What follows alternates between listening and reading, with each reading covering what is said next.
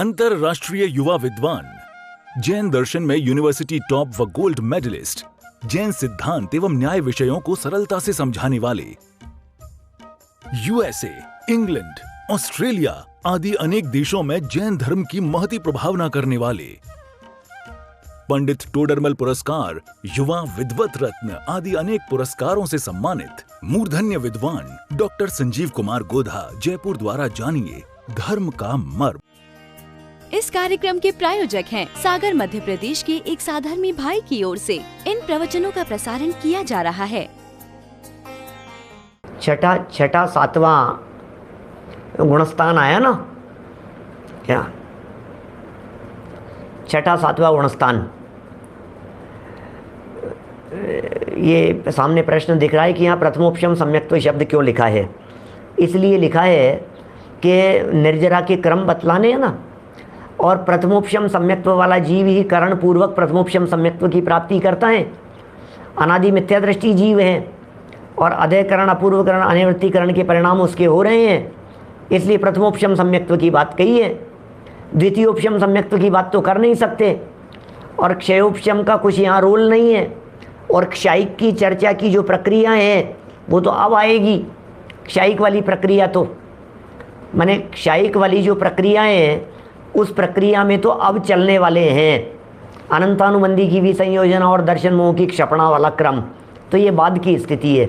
इसलिए सबसे पहले प्रथमोपशम सम्यक्त्व से शुरू किया। देखिए, बिल्कुल नए लोगों को थोड़ा सा अटपटी सी बात लग रही होगी, थोड़ा सा उपयोग को संभालना। पहला गुणस्थान तो जानते हैं, सब जानते ही होंगे। एक्चुअल में क्या है, जितने विशेष अभ्यासी हैं ना वे तो फटाफट लिखते रहते हैं। अब जिनके कुछ समझ में नहीं आता है वे बेचारे चुपचाप झांकते रहते हैं कि जाने क्या हो रहा है। क्या कोई बात नहीं, चिंता करने वाली बात नहीं है, घबराने वाली बात नहीं है। गुणस्थान होते हैं 14 है। उन 14 गुणस्थानों में क्रम है स्टेप बाय स्टेप, और ऊपर विशुद्धता बढ़ती चली जाती है, और 14वें गुणस्थान को पार करके क्या निर्वाण की प्राप्ति हो जाती है, भगवान बन जाते हैं, सिद्ध भगवान हो जाते हैं 14वें गुणस्थान को पार करके। मैंने इसी संयम प्रकाश में पहले भी एक बार 14 गुणस्थानों के बारे में अत्यंत संक्षेप में बतलाया था। यहाँ फिर आप घड़ी देख लीजिए, 1.5 मिनट से ज़्यादा नहीं लगेगा, वापस बताता हूँ। सिर्फ 1.5 मिनट में 14 गुणस्थान। 13 और 14 नंबर का गुणस्थान अरहंत भगवान का, सिद्ध भगवान गुणस्थानातीत, बराबर। तो सिद्ध गुणस्थानातीत हो गए, 13वां और 14वां गुणस्थान अरहंत भगवान का हो गया। 8 से लेकर के और 12 तक, 13 के नीचे उतरे ना, तो 12, 11, 10, 9, 8 ये सब गुणस्थान है, श्रेणी के गुणस्थान। 8 से 12 है जो फटाफट चढ़ते हुए पार हो जाते हैं। और जो छठा सातवां गुणस्थान होता है, ये होता है मुनिराजों का, भावलिंगी संतों का, जो एक ही स्थान पर टिके हुए हैं, उन भावलिंगी संतों का छठा सातवां। 5वां होता है प्रतिमाधारी श्रावकों का। 4था होता है अविरति गृहस्थ सम्यक दृष्टि का। पहला मिथ्या दृष्टि का है, और दूसरे तीसरे की तो कोई गिनती ही नहीं है। क्या अभी तो एक भी पूरा नहीं हुआ मिनट, सुनो। पहला मिथ्या दृष्टि का, दूसरे तीसरे को छोड़ दो। 4था गुणस्थान गृहस्थ सम्यक दृष्टि का। 5वां गुणस्थान प्रतिमाधारियों का, व्रतियों का। 6ठा और 7वां भावलिंगी संतों का। और 8वें से 12वें तक बस समझ लो आप स्पीड पकड़ ली है। क्या टेक ऑफ कर दिया है फ्लाइट ने, इतनी स्पीड है 8 से 12 तक। और 13वां गुणस्थान अरिहंतों का, और 14वां भी अरिहंतों का, और फिर इससे पार सिद्ध भगवान। पूरे 1.5 मिनट के अंदर मैंने आपको 14 गुणस्थान मोटा मोटा बतला दिए क्या होते हैं। जो नए लोग हों ज़रा इसको पीछे करके इस 1.5 मिनट को लिख लेना, आपको पक्का इतनी सी तो बात याद होनी चाहिए, मोटा मोटा इतना। जब भी आपको पता चले कि भाई छठे सातवें गुणस्थान की चर्चा चल रही है, तो मगज में आ जानी चाहिए बात, भावलिंगी संत मुनिराजों की चर्चा चल रही है। 8 से 12 के बीच में चर्चा चल रही है, तो पता लगना चाहिए फ्लाइट टेक ऑफ कर गई है, एकदम स्पीड पकड़ ली है, बहुत तेज़ी से ऊपर की तरफ दौड़ रहा है। जब चर्चा चले 13वां 14वां तो समझ लेना अनंत भगवान की चर्चा है। 5वां गुणस्थान किसी ने कहा तो समझ लेना व्रती श्रावक की चर्चा। अब बस खत्म हो गई और क्या है, क्या माने बहुत सरल है। इससे ज़्यादा और गुणस्थानों के अंदर अभी दिमाग लगाने की ज़रूरत नहीं है। प्रकरण जब जैसा आएगा तब फिर और समझाएंगे। बाकी हमारे गुणस्थानों के ऊपर सारे प्रवचन भी हैं, डलास के हैं, टेक्सास अमेरिका के, प्लेलिस्ट पर उपलब्ध हैं। यूट्यूब में प्लेलिस्ट पे यदि आप गुणस्थान देखेंगे तो वहाँ आपको सब मिल जाएंगे। प्लेलिस्ट पे धीरे धीरे देखना पड़ेगा। चलिए, बात क्या चल रही है? बात ऐसी चल रही थी यहाँ कि पहले वाले की तुलना में चौथे गुणस्थान वाले के निर्जरा संख्यात गुनी ज़्यादा हैं, चौथे वाले की तुलना में 5वें वाले के असंख्यात गुनी ज़्यादा निर्जरा हैं, 5वें वाले से 6ठे 7वें वाले के निर्जरा असंख्यात गुनी ज़्यादा है। बराबर, यहाँ तक तो क्लियर हो गई बात। अब कह रहे हैं 6ठे 7वें गुणस्थान से भी ज़्यादा, क्या 6ठे 7वें गुणस्थान से भी ज़्यादा निर्जरा अनंतानुबंधी की विसंयोजना। थोड़ा सा टेक्निकल शब्द है, क्या 6ठे 7वें गुणस्थान से भी माने उन मुनिराजों से भी ज़्यादा निर्जरा अनंतानुबंधी की विसंयोजना करने वाला। ओहो, ये क्या होता है? एक अनंतानुबंधी नाम की कर्म प्रकृतियां हैं अंदर में। उन अनंतानुबंधी कर्म प्रकृतियों का एक ग्रुप है, बहुत सॉलिड है, बहुत पावरफुल है। वो उस अनंतानुबंधी कर्म प्रकृति जो है उसका द्रव्य, उसकी संख्या, उसके परमाणु, उसका ग्रुप, उसका सॉलिड अंश, वो सब डाइल्यूट होकर आगे की कषायों में कन्वर्ट हो जावे। अप्रत्याख्यान में, प्रत्याख्यान में, संज्वलन में, हास्य रति अरति आदि में ये अनंतानुबंधी डाइल्यूट हो गई, ये अनंतानुबंधी कन्वर्ट हो गई इधर, और ये इधर इधर इधर इधर चले गई, और ये अनंतानुबंधी खाली। इसका नाम है विसंयोजना। क्या इसका नाम है? विसंयोजना। तो अनंतानुबंधी की विसंयोजना जिस जीव के हो रही होती है, क्या जिस जीव के इस अनंतानुबंधी की क्या विसंयोजना हो रही होती है, उस समय उस जीव के 6ठे 7वें से भी असंख्यात गुनी ज़्यादा निर्जरा होती है। क्या जब विसंयोजना हो रही होती है ना अनंतानुबंधी की, उस समय 6ठे 7वें गुणस्थान से भी ज़्यादा निर्जरा होती है। बट क्वेश्चन इज दिस, क्या विवेक सिंह भाई, क्वेश्चन ये है कि अनंतानुबंधी की विसंयोजना वाले का गुणस्थान कौन सा है? क्या तो जवाब ये है, अनंतानुबंधी की विसंयोजना वाला चौथे गुणस्थान से लेकर 7वें गुणस्थान तक कोई भी हो सकता है। क्या जितेंद्र जी साहब, दाल का उदाहरण ख्याल में आ गया? क्या अभी कह रहे चौथे गुणस्थान से लेकर 7वें गुणस्थान के बीच में कोई भी जीव के विसंयोजना हो सकती है। चौथे से 7वें के बीच में अनंतानुबंधी की विसंयोजना करने वाला जीव। क्या अब यदि ये चौथे वाला हुआ तो 6ठे 7वें वाले मुनिराज से ज़्यादा निर्जरा विसंयोजना के काल में चौथे गुणस्थान में हो सकती है। बहुत पावरफुल परिणाम होते हैं ये विसंयोजना के परिणाम। विसंयोजना का मतलब कन्वर्जन, विसंयोजना मतलब पावर को रिड्यूस करते करते इधर घुमा दिया। अच्छा बतलाइए, अभी देखो मैं इसके लिए फिर नए उदाहरण तो ऐसे जन्मते हैं। देखो कभी क्या होता है, जो माताएं बहनें जो सुन रही होंगी भोजन बनाने पकाने वाली, कभी यदि किसी सब्जी में मिर्च ज़्यादा हो जाए, क्या तो उस मिर्च को कम करने का क्या तरीका है? मुझे मालूम नहीं है ऐसे पक्का, लेकिन क्या करते हैं, थोड़ा सा पानी डाल दो या थोड़ा सा नमक डाल दो या थोड़ा सा नींबू मिला लो उसमें। ये तरीके हैं ना कुछ। क्या हो जाता है, माने वो जो उसकी पावर थी, मिर्च के तीखेपन की पावर जो सब्जी में ज़्यादा थी, थोड़ा सा नींबू डाल लेने मात्र से, नींबू डाल लिया उसके अंदर, लेमन डाल लिया, देखो सब बिल्कुल एक्सपर्ट लोग हैं सब सामने, थोड़ा नींबू डाल लिया उसमें, तो वो जो मिर्च का तीखापन था वो कम हो गया, माने वो डाइल्यूट हो गया, थोड़ा सा पावर उसकी बहुत कम हो गई। इसी तरह से जो अनंतानुबंधी की पावर थी, ये अनंतानुबंधी की पावर ये सब दूसरे में चली जाती है, अप्रत्याख्यान जैसी पावर रहेगी।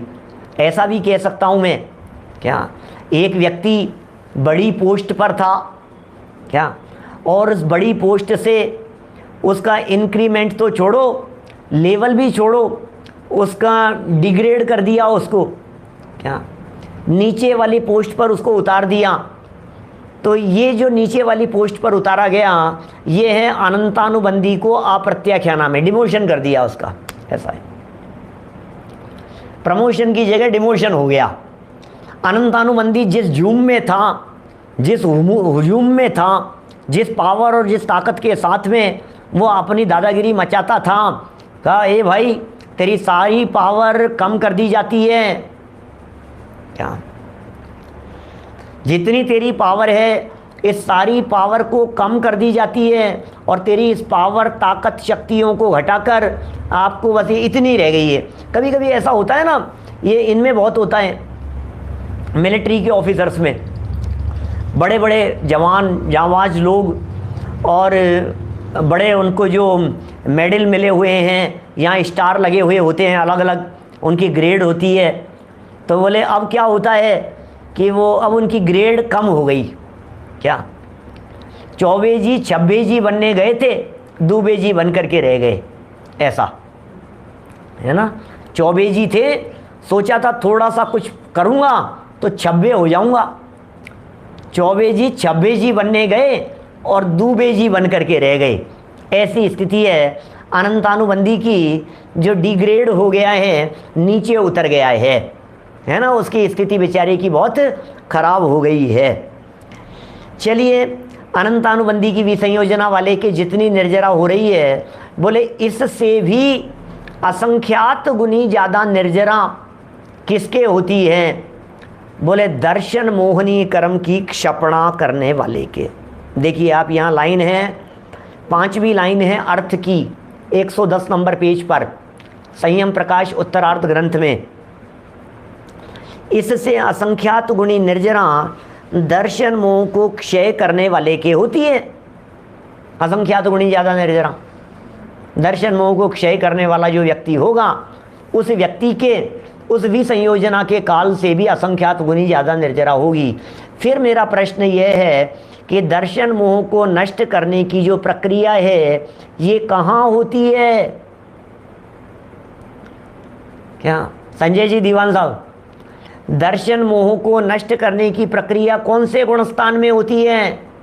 क्या तो कहाँ चौथे से लेकर 7वें गुणस्थान के बीच में ही कोई भी व्यक्ति दर्शन मोह को नष्ट करने की प्रक्रिया कर सकता है। क्या तो ये जो जीव है, दर्शन मोह को क्षय करने वाला जीव, इसके भी अनंतानुबंधी की विसंयोजना से ज़्यादा निर्जरा हो रही है। इसका मतलब 6ठे 7वें गुणस्थानवर्ती मुनिराज, उनसे असंख्यात गुनी ज़्यादा निर्जरा अनंतानुबंधी की विसंयोजना करने वाले 6ठे 7वें वाले क्षयोपशमक मुनिराज, उपशमक क्षयोपशमक मुनिराज, उनसे असंख्यात गुनी ज़्यादा निर्जरा अनंतानुबंधी की विसंयोजना, और उससे असंख्यात गुनी ज़्यादा निर्जरा दर्शन मोह की क्षपणा, दर्शन मोह का क्षय। इसका मतलब दर्शन मोह जिस जीव का नष्ट हो गया है, वो जीव क्या हो गया है? क्या क्या कह रहे हैं? ये दर्शन मोह जिसके नष्ट हो गया है, वो जीव कहाँ पहुँच गया है, किस लेवल पर, उसके निर्जरा कितनी ज़बरदस्त है। चलिए आगे बढ़ते हैं। इससे असंख्यात गुनी उपशम श्रेणी के 3 गुणस्थानों में होती है। 8वां 9वां 10वां उपशम श्रेणी वाले के, उपशम श्रेणी के 3 गुणस्थान 8वां 9वां 10वां, इन तीनों गुणस्थानों में होती है। और इससे असंख्यात गुनी, इससे भी ज़्यादा असंख्यात गुनी निर्जरा कहाँ होती है? बोले उपशांत मोह 11वें गुणस्थान वालों के होती है। इसका मतलब दर्शन मोह की क्षपणा वाले से उपशम श्रेणी चढ़ने वाला 8वें 9वें 10वें गुणस्थान वाला, उससे ज़्यादा निर्जरा बोले 11वें गुणस्थान वाला, अब यहाँ वापस सही चल रही है बात। कह रहे इससे असंख्यात गुणी क्षपक श्रेणी के तीनों गुणस्थानों में होती है। इसका मतलब 11वें गुणस्थान से ज़्यादा निर्जरा। फिर देखना बराबर ये बातें याद हो जानी चाहिए अपने दिमाग में। 11वें गुणस्थान वाले से ज़्यादा निर्जरा बोले क्षपक श्रेणी चढ़ने वाला 8वां 9वां 10वां। देखिए फिर 1 मिनट आपका बीच में लूँगा, 1 से 1.5 मिनट कई नए लोगों के लिए। फिर आप लोगों को ऐसा लग रहा होगा कि पंडित जी ये उपशम श्रेणी और शपक श्रेणी क्या चीज़ है। हाँ, ये चित्त में प्रश्न खड़ा हो रहा होगा, नए शब्द आ गए ना। हमने अभी बतलाया था आपको 8वें से लेकर के 12वें तक के गुणस्थान, ये बतलाया ना।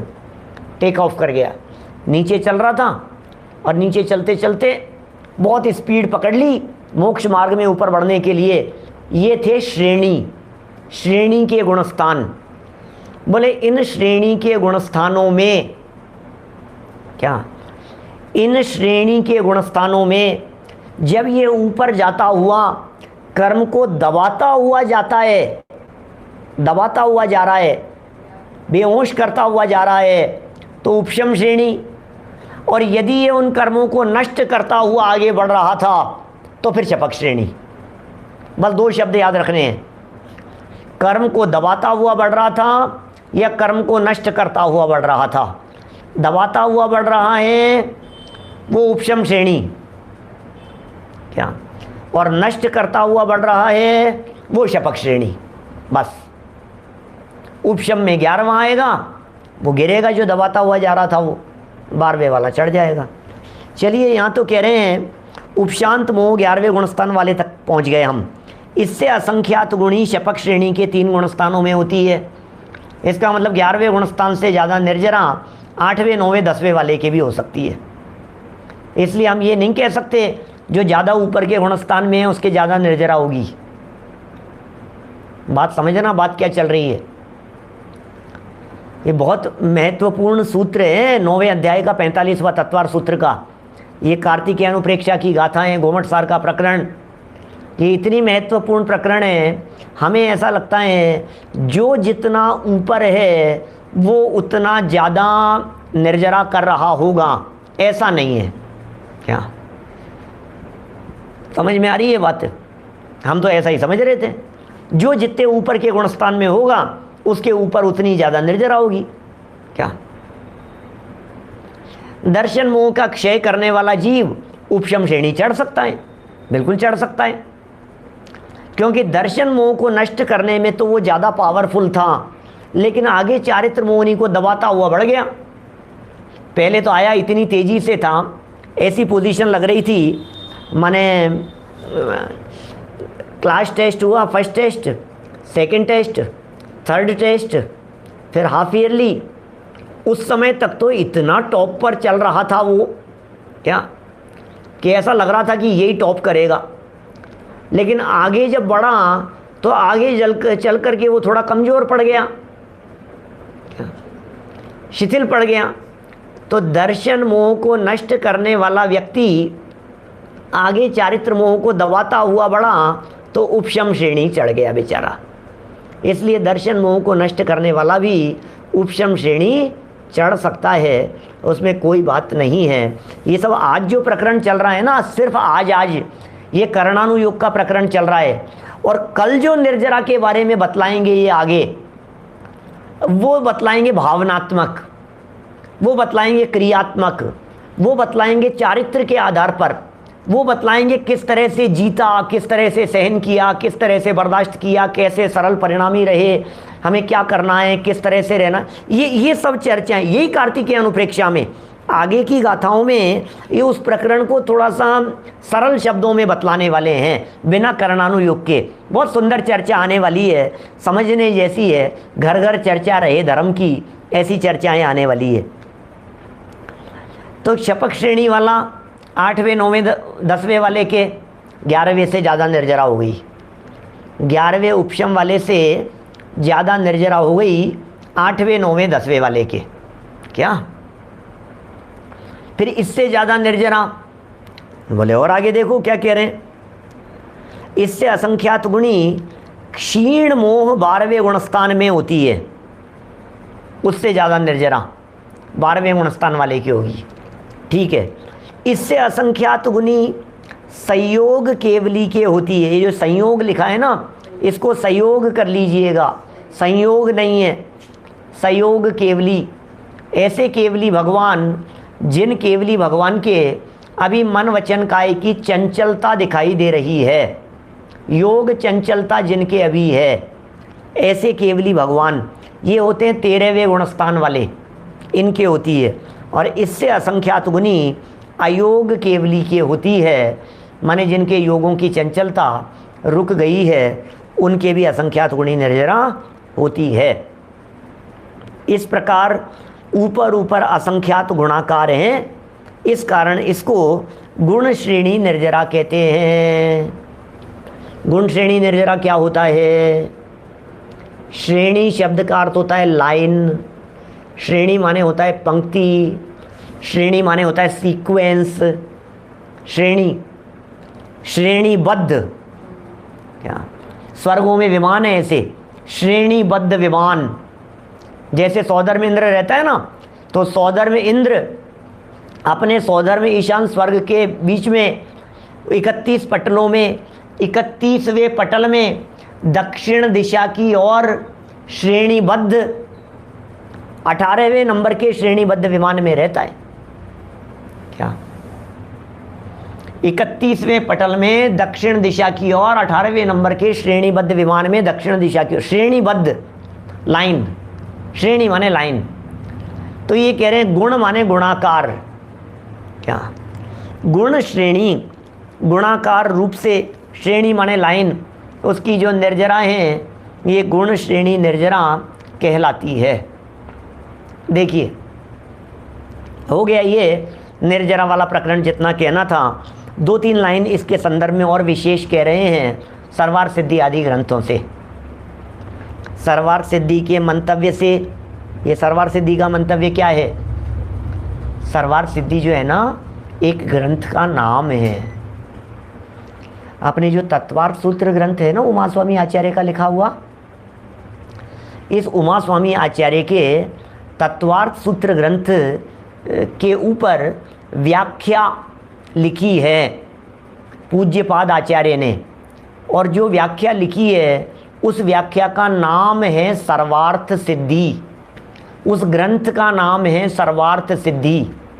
क्या सर्वार्थ सिद्धि स्वर्ग में सबसे ऊपर अवस्था का नाम भी है, वो चर्चा नहीं है। तत्वार्थ सूत्र की टीका जो सर्वार्थ सिद्धि है उसकी यहाँ चर्चा है। ये कह रहे हैं उसके मंतव्य से ये सर्व स्थान एक एक अंतर मुहूर्त तक के हैं। भाई बात तो सच्ची है, चाहे 8वें 9वें 10वें गुणस्थान की बात हो, चाहे 11वां हो, चाहे 12वां हो, चाहे उपशम वाले हों, चाहे शपक वाले हों, चाहे अनंतानुबंधी की विसंयोजना वाले हों, चाहे दर्शन मोहनी का क्षय करने वाले हों, सब अंतर्मूर्त काल हैं। सबके अंतर्मूर्त काल हैं। जब परिणाम समय समय अनंत गुणे विशुद्ध होते जाते हैं, ध्यान दीजिएगा, एक पॉइंट की तरफ ध्यान आकर्षित करूंगा यहां। जब परिणाम समय समय कितने गुणे? अनंत गुणे विशुद्ध होते हैं, हर एक अंतर्मूर्त में भी समय समय असंख्यात गुणी निर्जरा होती है। पॉइंट टू बी नोटेड, क्या कह रहे हैं ध्यान दीजिए। विशुद्धता बढ़ रही है अनंत गुणी, क्या पिताई साहब? विशुद्धता बढ़ रही है अनंत गुणी और निर्जरा हो रही है असंख्यात गुणी। इस कार्यक्रम के प्रायोजक हैं सागर मध्य प्रदेश के एक साधर्मी भाई की ओर से इन प्रवचनों का प्रसारण किया जा रहा है।